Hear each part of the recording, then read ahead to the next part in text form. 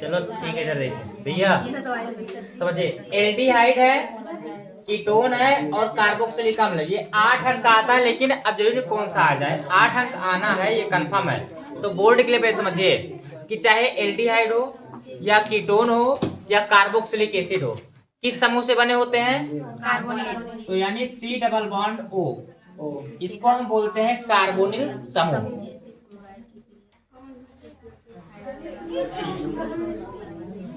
Carbonyl समूह। अब एक चीज और इसमें समझिए कि एल्डिहाइड हो, कीटोन हो, कार्बोक्सिलिक एसिड हो, कोई भी चीज हो, एस्टर हो, एस्टिक एनहाइड्राइड हो, किससे बने होते हैं? कार्बोनिल समूह से। आप समझिए, इसमें ध्यान से देखिए, अगर C डबल बॉन्ड O है, यहाँ R है और यहाँ H है, तो ये क्या रहेगा? एल्डिहाइड। क्या रहेगा? ये आपका एल्डिहाइड है।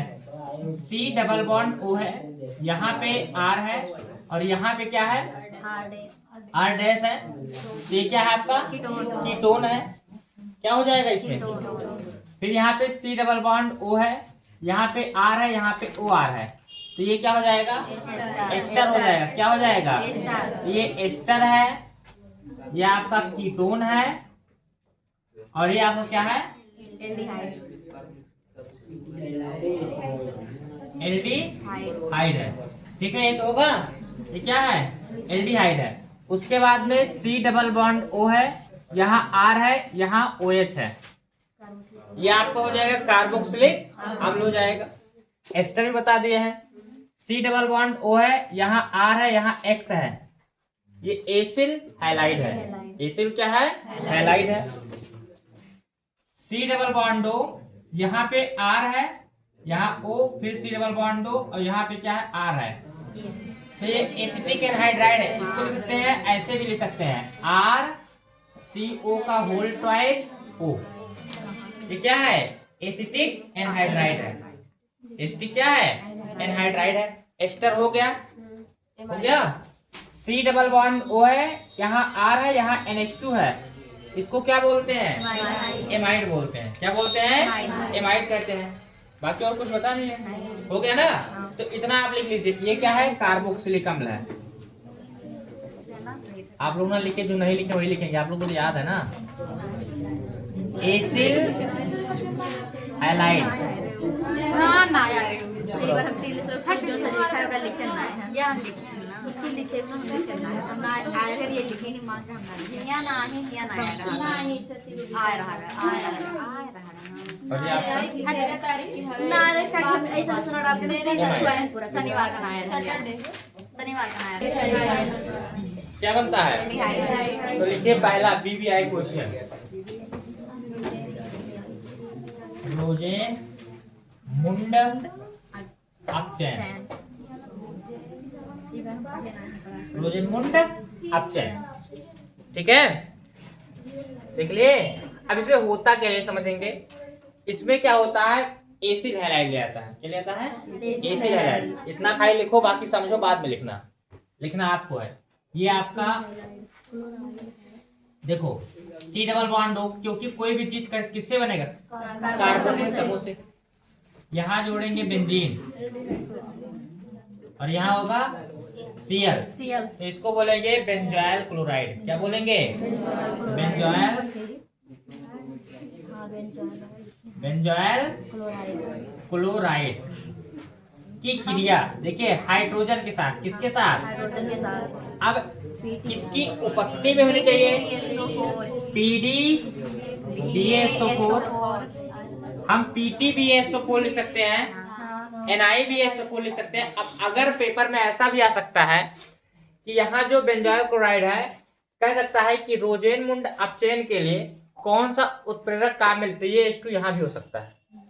तो ये PdBSO4 यही किसके साथ? हाइड्रोजन के साथ। हाइड्रोजन भी इसमें यही लिखा होगा, ऊपर चाहे नीचे कहीं लिखा होगा। जब क्रिया कराएंगे तो यहाँ क्या बनेगा आपका? बेंजेल्डिहाइड बनेगा। बेंजीन के ऊपर क्या हो जाएगा? यहाँ क्या बन जाएगा? CHO। ये C था, यहाँ से प्लस H, यहाँ से Cl बच गया। चाहे तो लिखिए, चाहे तो ना लिखिए, Cl ही तो बचेगा। तो इस प्रकार से तो क्या लिखेंगे? बेंजोइल क्लोराइड की क्रिया हाइड्रोजन के साथ, किसके साथ, PDBSO4 की उपस्थिति में करने पर बेंजेल्डिहाइड बनता है। क्या बनता है, बेंजेल्डिहाइड बनता है। इस अभिक्रिया को रोजेनमुंड अपचयन कहते हैं। लिख लीजिए, समझ में आ गया ना, इसी ध्यान रखिए।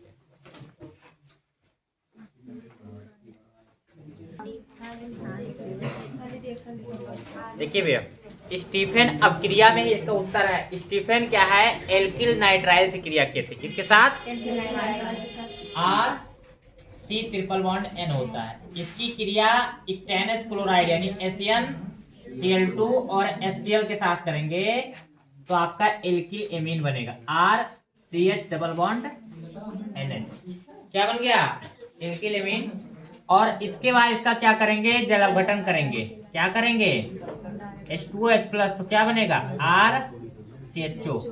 चाहे आप डायरेक्टली कर सकते हैं 1 नंबर 2 नंबर। देखिए ध्यान रखिए, स्टीफन अभिक्रिया किसे कहते हैं, एल्किल नाइट्राइल की क्रिया स्टेनस क्लोराइड और HCl के साथ करने पर इमीन प्राप्त होता है, एल्किल एमीन, और तत्पश्चात जल अपघटन से क्या प्राप्त होता है, एल्डिहाइड प्राप्त होता है। इस अभिक्रिया को स्टीफन अभिक्रिया कहते हैं। अगला देख लीजिए, स्टीफन के बाद कौन सी अभिक्रिया है, इटार्ड होगी। ये स्टीफन हो गया।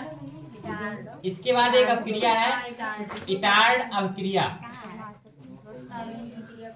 अब इटार्ड अभिक्रिया ये हमें लगता है 150% लिख लीजिए, अब की बार बोर्ड में आ जाएगा इटार्ड। हाँ, आप 100 से ज्यादा लिखिए, ये 2000% लिख लो, ये आ सकता है, कंफर्म इटार्ड आएगा। चाहे अब सुनिए, या तो लिखने के लिए आएगा या तो रिएक्शन में आएगा, लेकिन कंफर्म आएगा, इटार्ड आएगा। ये कंफर्म है, इटार्ड आएगा।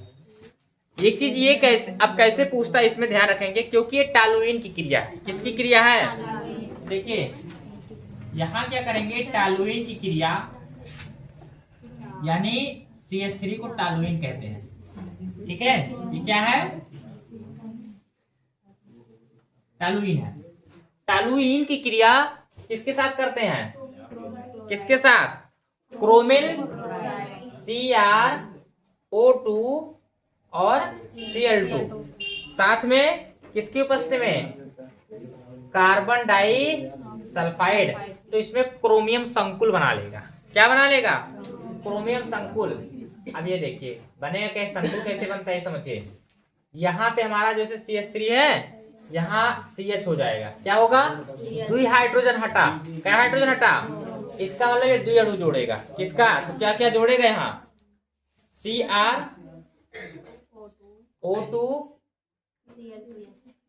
HCl2 लिख सकते हैं।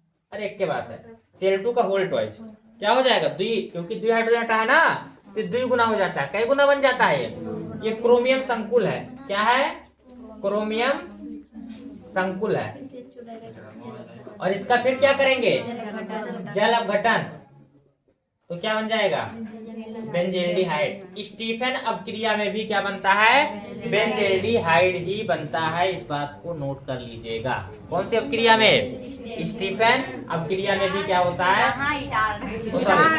इटार्ड अभिक्रिया में भी क्या बनता है, बेंजेल्डिहाइड। और स्टीफन अभिक्रिया में क्या बनता है, एल्डिहाइड।